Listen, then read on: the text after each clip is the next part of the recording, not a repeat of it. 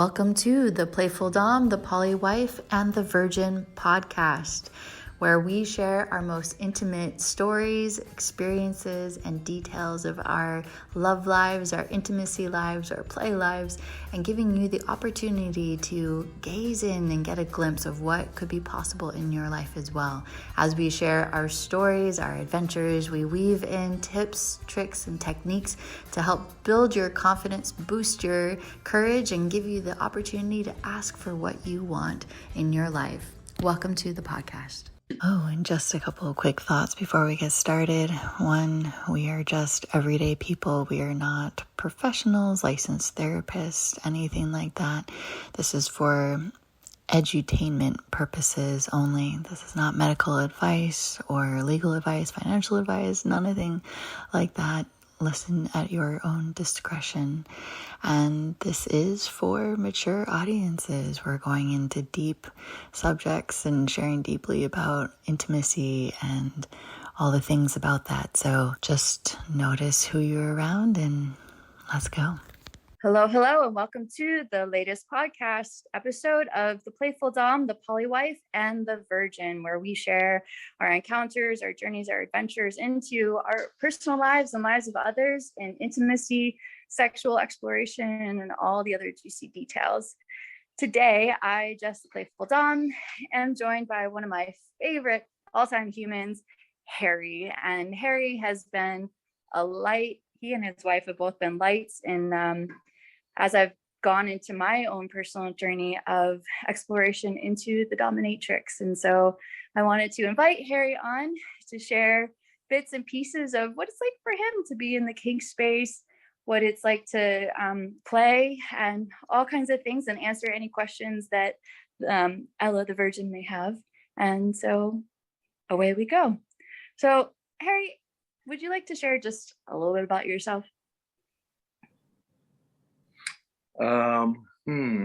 Kinkster at heart, incredibly, irresistibly romantic heart. Stepped into my dom a few years ago. Never realized I was a dom. Actually went through a process where I realized that I was not really being who I was in life. Living in the world of the light masculine, because that's sort of where the world wants people to be, where the world wants men to be. And it shows up. I mean, you see it all the time where couples are in a light masculine, light feminine kind of a connection, and you see how flat the life is. And I realized that there's a piece here where I'm not being me, and what me looks like I don't know, but let's go find it. So that's actually where I met Jessica, when I was out finding it. Yeah, so I was in LA, and I wasn't quite fully on the path yet, but just starting to as the dominatrix. And I had done a couple of classes with Midori, and one of her submissives had said, hey, go to Sanctuary, right? Mm-hmm. Go to Sanctuary. There's this play party happening. And so I walk into this dungeon. It's my first time going into a public dungeon, and it is quite eye-opening, very, very eye-opening, the level and spectrum of play, of kinksters.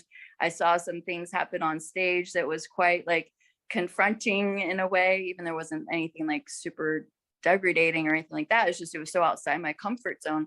And I remember going to this table of snacks, and just trying to get away. I mean, and people were in all kinds of crazy outfits and showing up, and and going into each room and seeing the different kinds of play that people were doing. And these are people that have been doing it for quite a while. They weren't newbies like me as I was walking in. So it was a lot to take in. And so I went to this snack table of refreshments, and I noticed a photo of a woman in shibari in suspension. And and I was just gazing upon it. And so, dungeon full of kinksters and fetish gear. So I mean hardcore stuff. And all of a sudden, this 6'3" redheaded guy in a Hawaiian shirt walks up to me and's like, oh yeah, shibari. And I was like, yeah. And he's like, so, and he said something about like, have you done any kind of plant medicine? I was like, what?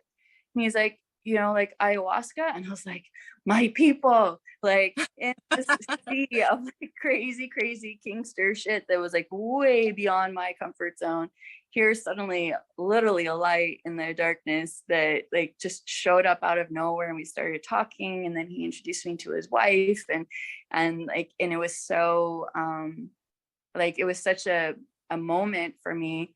And they offered to give me a ride home. And then a few weeks later, when I was like, I'm done with LA, I need to get out now, they opened their home for me, and I stayed with them for a week before I got to Lisa's in Sarasota to be messy for the summer. And so Harry and his wife have been my angels. They've been like surrogate parents for me, like in a really playful way, because there's no way my dad could go to this place and meet me there and hold me in that. And like, even when the week I stayed with Harry and his wife in 2019, and he had friends over, he's like, oh yeah, here's Jess. Yeah, she's a dominatrix. And I was like, you're saying the D word in front of people? Yeah. That I'm not ready, and he just has this habit, like, even when COVID hit in 2020, and we had to be on lockdown, and like everyone's like, the sky's falling, the world is ending. And I was like, if I'm going to go out and die, I want to be with Harry, because it's going to be the best ride of my life if this is how we're going to go. So like, there's just a few of us that all stayed with him and his wife, and they housed us and fed us and protected us. And we went on crazy medicine journeys and kinky play and body work. So like, I wish everybody had someone like Harry and his wife in their life, really, because they've done so much healing for me. And this is what's possible when we start on these paths and we don't know where to go or who's going to show up. If we're able to trust, they do. So so Harry, nice to meet you. I'm Ella the Virgin, so much more of a vanilla, 50-something-year-old woman. Jess and Lisa have opened my eyes to things that that aren't just spoken about in general conversation, and it's become much more normal for me, I guess I would say. So I actually was speaking to someone about it in the coffee shop this morning. I'm like, I wonder what our topic's going to be today. So Harry, can you tell us, people that are a little more vanilla like myself, so what did it mean for you to step into your dominatrix power, or as a dom, and what does that mean? Like, describe what happens. I mean, for me, I always go to like, so what does that mean? What does he do, and how does it affect your partner, I guess? Yeah, so it's really it's a very interesting question to tease apart. Yeah. Mm-hmm. Because there's so many sort of archetypes that will come to mind, and so many boxes that you'll tend to want to put people into when you begin to explore this. Mm-hmm. I think probably the simplest piece is that you end up having a polarity. Mm-hmm. Right? And the most common sort of dom, I would suspect, that exist in the heads and the minds and the bodies of women is the strong masculine that sweeps the woman away, and has is on the front cover of the romance books, and that kind of masculine. Yeah.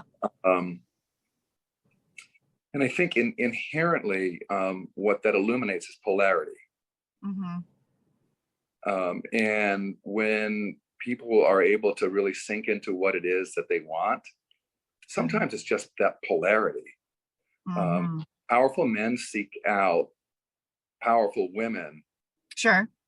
Because they need to let go. They need that polarity so that they can not always be holding everything. Oh, interesting. Okay. Right. Mm-hmm. And I think in a very certain sense, a lot of people fall into that specific mode throughout life, and maybe you sort of rotate through it. Mm-hmm. Switching as would be commonly sort of called, but a lot of times people just want to be able to let go and trust. Yeah, right. And trust being the key element. Mm-hmm. Because you never know. Look, it's so easy to fuck up and hurt somebody. Yeah, for sure. Right. For sure. No matter what. Yeah. you know, and it may not be your fault that they get hurt, right? Maybe their traumas that come up. It may be, Sure. Mm-hmm. you know, no different than I'm sure you might have played with somebody and they go, ouch, and you haven't even pinched them yet, right? Like if you're playing with kids. Yeah. Mm-hmm. You know, you're roughhousing, and you know, they start to throw up, you know, signs of pain when nothing's actually occurred. Sure. What did you want to ask, Ella? So Jess, for you, what makes Harry special? I mean, I know you said a lot of things, but you know, we've talked a lot about this. Is it the trust factor? Is it that he's romantic? I mean, what is it? Because it sounds like he's a pretty special guy. So he's not romantic with me. Like I'm not in a romantically intimate relationship with Harry. Have never been. He's playful. And he said yes. And he'll go into like, it's like, oh, let's tie someone up. It's like, yeah, okay, that sounds like fun. And I've mentioned before that like when I had a lot of energy built up in my body and I like needed to release it and I couldn't. And I was like, Harry, I need you to flog me. And so he'll get out his big thudder, which maybe we can show a video of him like thudding me. And it takes like 2 or 3 minutes and then it breaks my energy, breaks up that stagnancy. And then I'm able to have the release of the emotion that's like stuck in there. He's just playful, and he's playful in life. It's not just in kink. He's playful in all of life. And it's so refreshing to have an adult, you know, like someone to like want to play, want to explore, and want to try things, and want to get messy, and want to fuck things up, and it doesn't have to be perfect. And it, you know, and he really is so lively that, and I think most people, it's like you just want to play more, you know. So even a couple of weeks ago, we've been talking about, he's like, I need to go on an adventure with you. We need some mischief, you know, because we can do that. And I think trust, it takes a while to deepen. I mean, I didn't fully trust Harry totally until I did my LSD journey and I locked myself in the bathroom for 6 hours a couple years ago. And he was my protector. And I said, like, I don't want anyone. And like everyone else in the space was like, is Jess okay? She's locked herself into the bathroom. We need to come in. He's like, no, she's got it. And he trusted me and did what I had requested. And like, and then that created the space for me to like really open up and trust him fully. So. Got it. Yeah. So, so we talk about, do you want to share like maybe one of your more fun, like predicament play things that you've done? Because he does predicament play with ropes, and maybe he can explain to you what it is, because that's something that really is quite delightful. So the thing about predicament play is that it gets the person that you're playing with in a place where they have to fucking fully let go. Okay. Mm-hmm. Because there is nothing else for them to do. Okay. You know, so for example, if I took you, right? Yeah. And restrained your arms in some way, maybe behind your back, or more likely sort of tied them so that your hands were up around your cheeks and your elbows were between your breasts, and you know, so you really couldn't do much with your hands, but you're also kind of feeling it in other ways. And then, how G-rated is this? Huh? How G-rated is this? How did I rate it? Not at all G-rated. Oh okay, no, perfect. We're all X all the time. Okay, all X. Yeah, talk. Yeah. So you know, I took a stainless steel hook with a big ball on it, and the Enjoy toy. Okay. Oh no, excuse me. And yeah, it had a huge, like a 6-8 inch long shaft on it, and it curved around, and the ball was on the end, and I just, you know, lubed up your ass and pulled it into your ass, and it was bigger than you'd normally take or have ever taken, and it's like it's like fuck. Okay, I can't use my hands, and he's just put this big ass cold thing into my asshole, and it took a lot for me to take it, and your asshole just like went like that, right. And then I collapsed around it, and then I tied it up to the ceiling in some fashion, so now you're like on your tiptoes, you can't use your hands. And then I took a little piece of just some really bitey kind of string, like maybe a coconut string, Yeah, coconut rope. Tied it around one of your nipples and pulled it up, and took the other one and tied it around your nipple and pulled it to the left. So now you're on your tiptoes and your feet are getting sore, and all you can do is to relax into that, and all that does is just torment the fuck out of your nipples. And then I took some form vibrator and put it on your clit and told you couldn't orgasm, and if you did, you were going to get fucking whipped with this nasty ass king that I had. And then I just made you just kind of bounce around in this space for a while. You would have nothing left to think about. You would fully let go because there's nothing else for you to even think about. Lisa totally lit up. Did you see that? She was kind of oh, dum dum doldrums, and then Sapio, listen to this. He just bought an anal hook. He's dying to use it. So, well, I'll tell you what. Put him on the phone with me, and I'll set you up. He'll be here in 2 hours. See how giddy Lisa is now suddenly? Yeah. So Ella might be terrified, but Lisa's giddy because she knows what's there waiting. But Ella's terrified is exactly the space, right? You could, you're terrified and you're a hell yes to it, right? Yeah, right. Nowhere in there I say I was going to fuck you, right? My cock didn't come out of my pants, right? Yep. This wasn't about me taking from you. No, if anything, what I took was my pleasure in tormenting you, like I fed my sadist. Mm-hmm. Yeah. Right. But and so when you look at the wheel of consent, I don't know how familiar you are with the wheel of consent. Yeah, but, Lisa. Yeah, we talk about that a lot. You can really sort of play within this, like with face slapping. Mm-hmm. Right. I mean, that's a big, dangerous space to step into with people. And I can slap you for your pleasure and get your endorphins going through your body like crazy. Mm-hmm.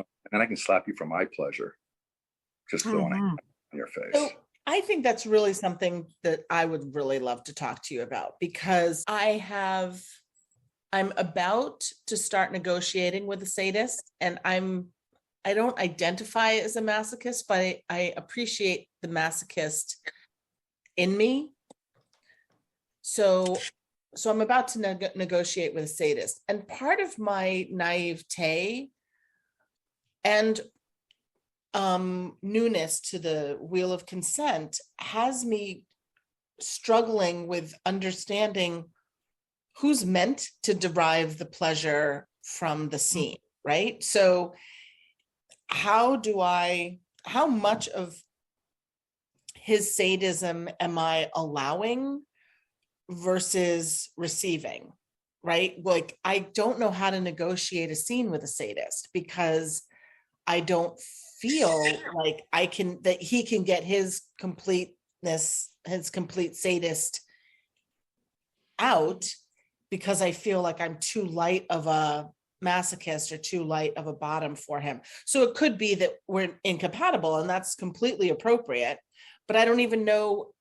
For me, it's hard to know how much of the play I'm allowing versus how much of the play is meant for my own pleasure. If I'm dealing with somebody who wouldn't ordinarily seem like he's not a service top, he's not a daddy dom, he's a sadist, and I'm wanting to engage in some BDSM, but I don't know if it's worth it to even talk to somebody who identifies specifically as a sadist. Does that make sense? Mm-hmm. It's a really great question for you to ask, for a variety of reasons, not the least of which is your safety and sanity. Mm-hmm. And I don't know the structure of this, but it's the kind of piece where I would really encourage you to do it in a public space. This is a guy I trust completely. He's a friend of a friend. He's a really close friend of a friend. And I'm going to see him at a party this Saturday, and we're talking and flirting with each other. And so we're ready to have the conversation. And I asked this because the very first guy I was playing with, who was not a sadist, he was a dom, he wanted to do an interrogation scene, and he was going to be pinching my nipples and putting, clothespins on my breasts and tying me down. And in that moment, and this was 3 years ago, so I was brand new to the whole everything. I needed to talk to him about was I supposed to tolerate the clothespin so that he could have the so what you're talking about is really advanced negotiation. Yeah. And you're entering this from a play perspective. And I would encourage you to really understand what your desire is. Okay. Okay. Because when you understand what your desire is, then you can frame what your consent looks like. Okay. Can you tell me more about what you mean for our listeners? Sure. I kind of know what you mean, but I want to make sure they do too. So, you really want to feel his energy and his pain up to a certain amount and in this way. And you want to be able to just drop in and be you, however the hell you're going to be you. Right. And so, that's your negotiation in this. And some would call it topping from the bottom and all other sorts of things, but you're way early in a relationship. And you don't know if you're going to like it or not, or if you're going to connect or not, or if the trust is going to be there or not, or any of those sorts of things. So, it's really, look, I mean, some doms, like to hear their women squeal, right?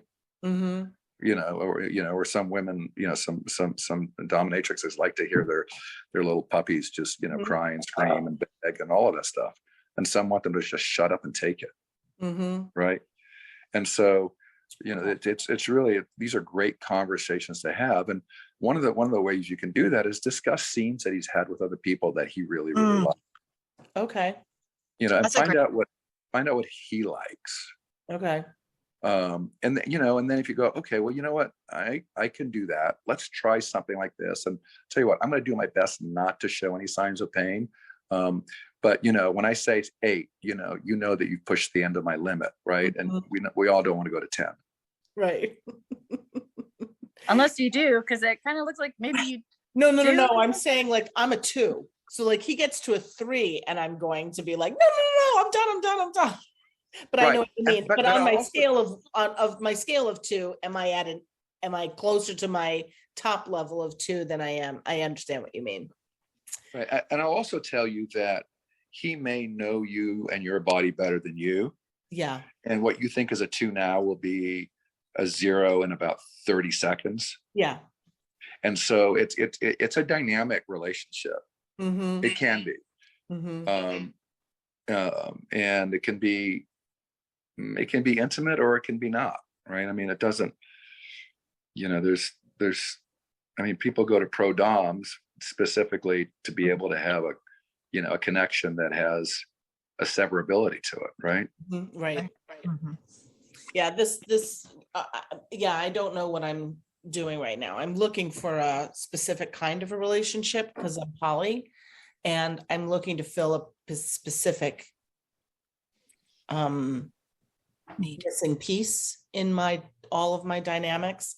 So, and I have that magnetism with him, but I don't know if our play would include sadomasochism. It may not, right? It may just be sex. It may not include hard play. So are you looking at him as a poly partner? Yeah. Oh, interesting. Actually, that's really, and is he looking at you as a poly partner? We haven't spoken. I know him through friends. We met at a party. We're attracted to each other, and he was busy last week. So we're just about to I'm about to have a conversation with 3 men. 2 of them, I believe, are pretty vanilla, and he is a sadist. And I know that he is, he's ethically non-monogamous. And I've met him, I've met his wife, and I've known him for probably 6 months. It's just, I have room in my dance card and I'm looking to add somebody and I have some attraction to him. So we're just going to start talking about it. But because reading his profile on FET, I know he's a sadist. So when I'm talking to him versus the vanilla guy that I'm having dinner with next week, we're going to have a different conversation because I'm interested in impact play and he can provide impact play.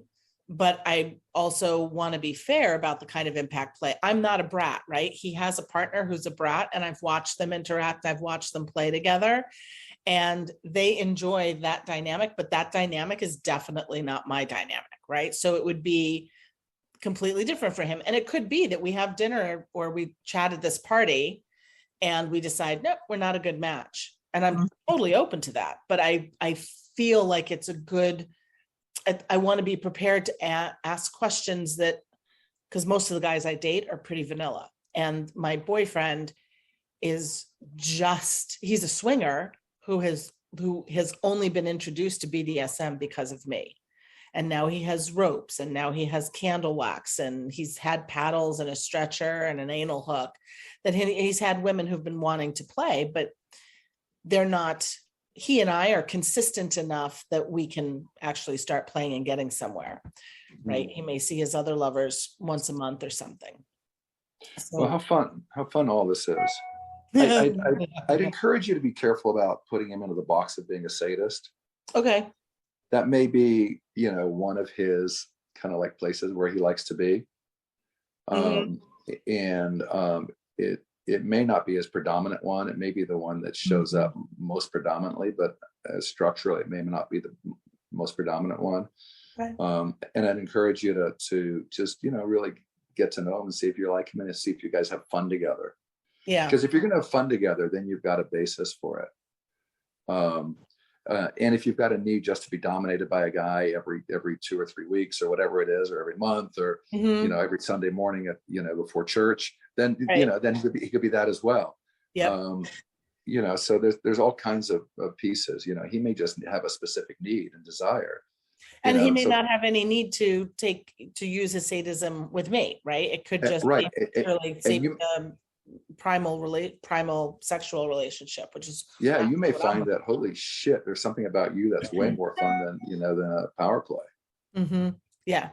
And sadism might be his comfort zone. That might be something that he could be used to and accustomed to and comfortable with. But maybe there's other places he'd like to explore that he hasn't been able to. That's also with a consensual, willing partner. So it sounds like that there's both like more, I think, curiosity and exploration of what's possible to build together in terms of building a playground of what you want to experience, what you're looking for, what he's looking for. Can you meet in the middle? Can you meet in the playground together? Is it not going to be a match? Is it like, well, let's try once and let's try this element and see how it feels. And if we don't like that, okay, then we can renegotiate again. And do we want to play a second time? And, it's great to have the overarching desire, which sounds like you want somebody that can play with you in the kink space and that can be also a potential poly partner. So having that known is like, what would please me? What would please me is somebody that I can go into the kink space with and also be a poly partner.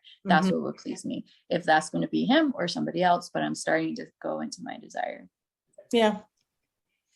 There is something I wanted to bring up. So Harry has, would you say you're hetero? Yeah, he's quite hetero, quite straight. Yet he's also learned some things about fisting and stuff and anal play. And it's been pretty freaking fascinating. Didn't you go to a men's place where there's fisting? So will you share about that experience? It's very cool about Harry that he's not so timid or has such rigidity about learning about good play. So where did you go for the fisting thing? So there was a group in LA that was basically a gay men's group that, it wasn't 100% gay actually.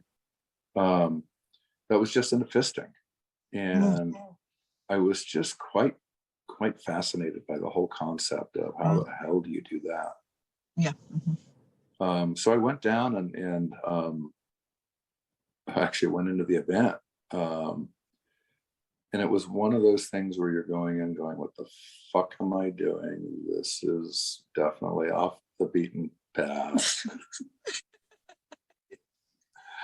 And I go in and there's this guy sitting behind a desk and he's got a dog on his lap and he's on his computer doing some work or whatever it is. And He goes, "Oh yeah, did you register? Yeah. Oh, what's your name? Okay, cool. Here's a bag, trash bag. You can put your clothes in it or whatever you want to do." And I'm going, okay, so what am I supposed to do? He goes, "Well, the lube's over there and the gloves are over there and there's rooms. Or let me give you a tour, right?" And so there was probably probably a dozen different sort of stations, for lack of a better term, where some form of fisting activity was going on. Wow. And some of it quite impressive. I mean, I think it's one thing to be fisted by somebody with a hand of that size, but what's the difference between your fist and mine, right? Yeah. Wow. Right. And some of these guys were, like that. They were like halfway down their arm inside somebody, which I've done as well. I've done as well. Yeah. In a man. Yeah. And so, just it was eye-opening, and in the systems they have and the way that they're able to do it. I mean, I didn't, I wasn't going there as a bottom by any stretch of the imagination. Although somebody did hit on me, it was quite cute. But they've got their systems, and some of these guys are quite proficient in their skill set at opening up an asshole and getting their fist inside it, and claim to be able to get inside anybody's asshole with their fist within 15 minutes, kind of a thing, with or without any sort of training or periods of stretching over the course of months. Wow. And so did you end up fisting somebody, or I did? Somebody, and somebody taught you how to do that? Is that what you're saying? Yeah. Well, the guy who hit on me, when I said, I'm not a bottom, he goes, "Oh, are you new here?" "Yeah." "So what do you want? You want to learn about this?" I go, "Yeah." He goes, "Well, come over here. Put on a glove, come over here." And there were these three guys that were fisting each other, standing up on this table, and he kind of pushed Wow. one. He said, "Hey, pull out for a moment. I need to teach this guy some stuff." And he showed me how to stick his fist up this guy's ass. Wow. And So said, would "All you right." like to give us a couple of hints? Can I give you a couple of hints? Yeah. Lube makes all the difference in the world. Yeah, Jess has said that. Yeah. In the fisting world, it's Crisco. Oh, it is. Oh, Crisco. Yeah. Okay, I've got a huge jar of J-Lube. And J-Lube as well. But they have different.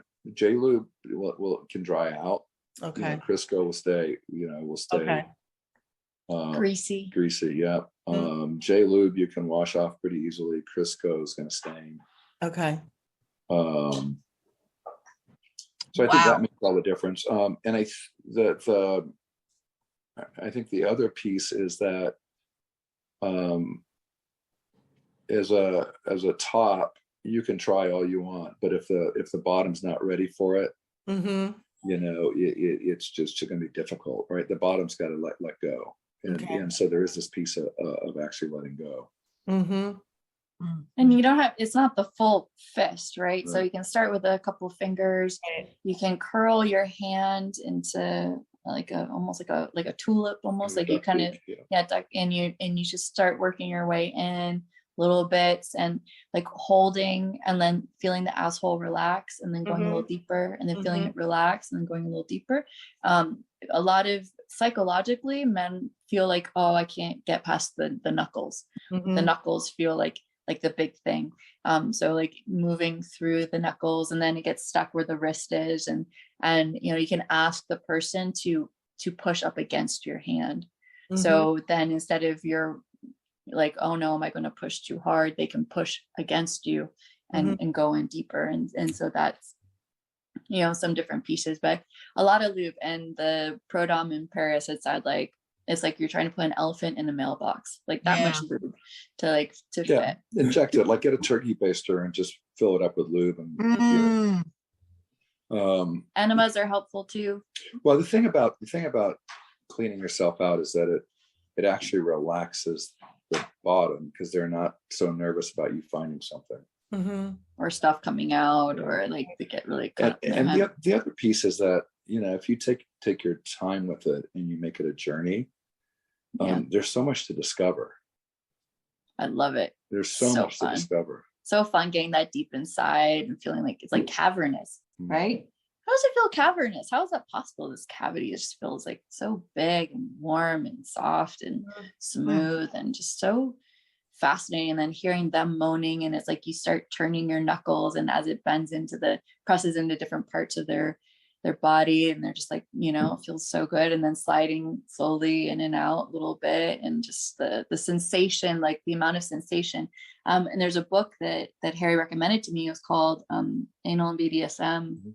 Book 3 or something like that. It's written by a woman from like Poland or Eastern. Yeah, she's right on the border of Ukraine. Yeah, and she said like it's so addicting that most people will say that anal sex, deep anal penetration, is better than like standard intercourse, vaginal intercourse. I can actually send you a link to her Fat Life profile.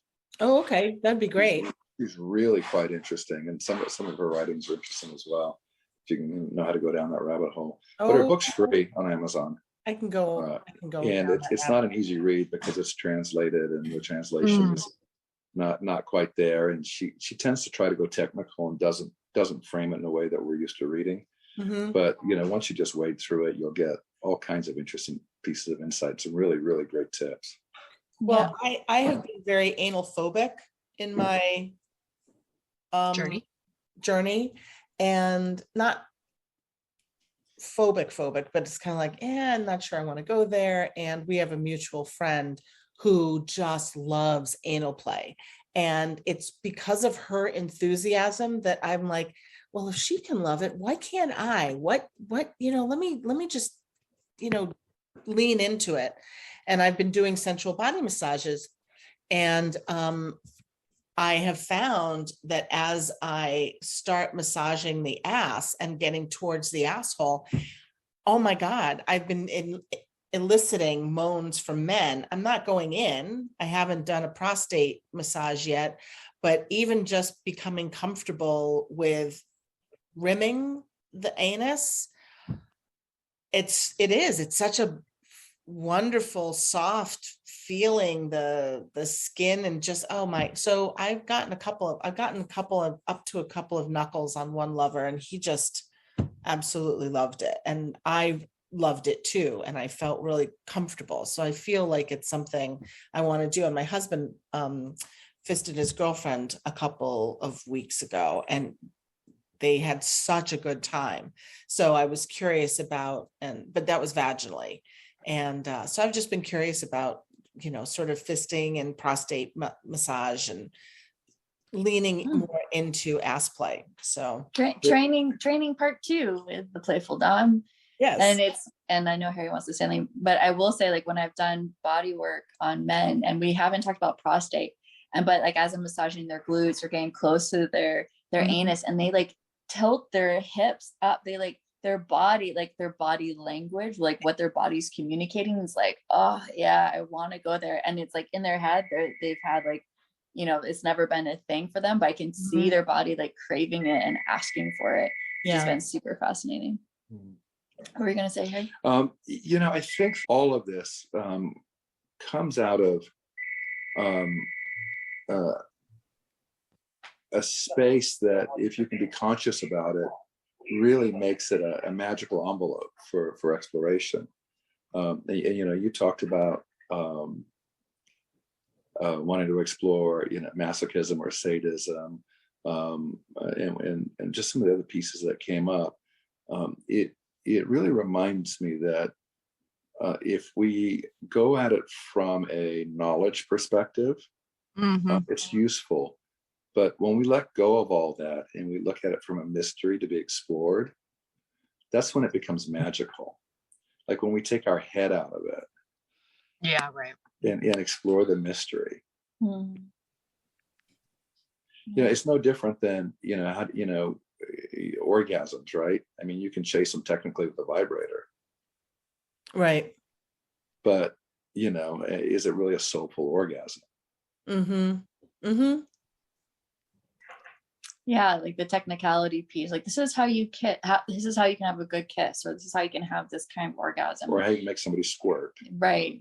Like all those, like, yeah, the technical, and then the person can even feel it. It feels clinical, it feels technical. It doesn't feel like you're actually there. And too, what I was going to say is, like, at the beginning, it's okay to be technical because you're learning the ropes. And like, I mean, Harry, how he plays now from how he played 3 years ago is totally different. How he approaches people, how he has a conversation with them, how he quote unquote ropes them into the play, like the kind of play that he does, how he builds them up. Like, I mean, it's a completely different thing from, I think, from a few years ago. And because we learn and we refine, and it kind of goes back to, like, it's okay to be messy.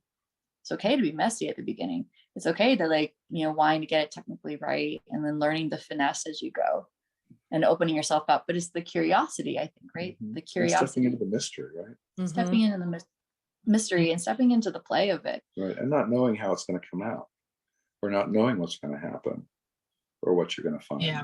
And it gives you a space to actually find something that you may have missed. Yeah. So Ella, what so Harry is one of the few, if only, male doms that I would trust in my life. Okay. And he also has someone he's playing with where he's stepped into the submissive role, right? You switched. And she's had the opportunity to step in as her dom and, like, really take over. So, and what's that been like for you to go from, like, being the dom, being in charge, being the one, like, running the scene, so to speak, to being on the opposite side? I think fluidity is really a beautiful thing. And not being in a box and not having to be boxed, and allowing me to be me however I want to be today. Like, sometimes I just want to be held, or sometimes I want to, like, be naughty. Sometimes I want to play, or sometimes I want to do nothing. And it's just really nice to be able to express whatever I am today in this very moment, and not have to be something consistently the same way. And to have a space where that can. Does that answer your question? Yeah, just feeling safe to go in and out of the space, and to show up as who you are in the moment, and not feeling like you have to be a certain thing or a certain way every time, because this is what we established, that, like, having that kind of opportunity. And Lisa mentioned too that, like, there's certain people she feels more safe to explore other parts of herself than her primary partner. And and that's okay, because you've built up a lot of things sometimes with our primary partners, where there's places we just can't go with them, not from a place of lack of desire, but just from, I mean, Lisa, of course you can speak for yourself. Yeah, well, we've got our own baggage, right? So my nesting partner is the person I've lived with the longest, so we've experienced plenty of things. And even a simple example is, he doesn't enjoy BDSM. He doesn't want to have a flogger in his hand. He's not interested in spanking. I can't imagine him wanting to bite me, right? But now I have a partner who does want to bite me. So I get to explore that. Oh, well, okay, I'm not a big fan of biting after all. So, but at least we tried it and we did it. And it was something that brought both of us at least a sense of adventure and exploration. So for me, that's why poly works for me, is that I can find the right partner to do the things that I want.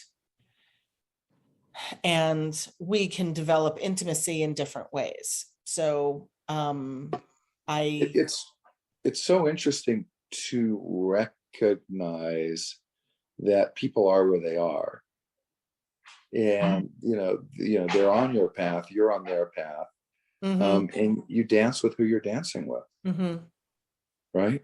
Yeah. And there's nothing wrong with any of it. There's nothing wrong with being hellaciously kinky or hellaciously vanilla. Yeah, I mean, he's vanilla, but he builds sex benches, right? So he's not that vanilla, but he lives in a kinky world. He just doesn't like acting out on the kinky stuff that I like acting out on. So he gets to find partners that are really much more into a tantric experience, and I get to find partners who are more interested in a BDSM experience. And it has worked so beautifully for us. And I have a higher sex drive. So he only wants to be intimate with his partners once or twice a month, and that's enough for him. Cuddle, we can cuddle all day long, but, in terms of, really having a much longer experience, he wants to do that with his girlfriends. And I don't take offense with that at all. It's because they have this language that they're speaking and it works for both of them. And then, I've got my boyfriend and a couple of other players that I'm playing with, and it works for both of us in that way, so that we can have our own timing, space, and do what we like with people who like doing it with us. Right. And he doesn't have to bet. That was probably the biggest thing in our marriage, is that me thinking that he had to be the one to spank me created a sense of, well, you're not fulfilling my needs. Well, that could then become divorce, right? It's like, oh, my needs aren't being met by you. So suddenly everything else. Well, it becomes goes out shaming. the It window. becomes all kinds of things. Absolutely. Yeah. Yeah. Yeah. Or him shaming me because I want him to hit me with a stick, a switch. Right. I was like, let's go find a little branch and you can whack my butt. No, I don't want to do that. Oh, well, then I feel he's rejecting me and my kinky self. And that feels so awful. Right. But, they're not got them lining up to hit me with a switch. So suddenly I'm not bad, sick, and wrong for wanting it. And he's not bad, sick, and wrong for not wanting to do it for me. It has been incredibly enlightening and so much more helpful for our marriage than not talking about it and not seeking the answers to have both of us be fulfilled. How beautiful. Mm-hmm. Thank you all so much for joining.